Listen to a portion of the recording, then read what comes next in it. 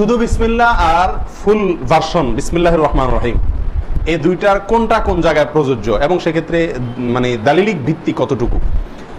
দেখুন, যেই সমস্ত আমলের ক্ষেত্রে বিসমিল্লাহির রহমানির রহিম বলা আছে আলাদাভাবে, অথবা আপনার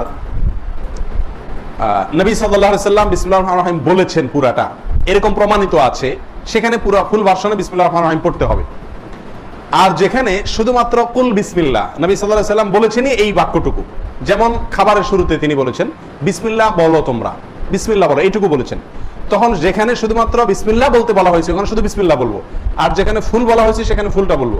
এখানে গবেষণাগত মত পার্থক্য, খুবই ছোট বিষয়, কোনোটাকে রং বা কোনোটাকে রাইট, সঠিক বা ভুল বলা হুট করে উচিত হবে না। অনেক ওলামায়ে কেরাম বলেন যেখানে বিসমিল্লাহ বলতে বলা হয়েছে ওখানে ফুল বিসমিল্লাহ বলবে। কেন?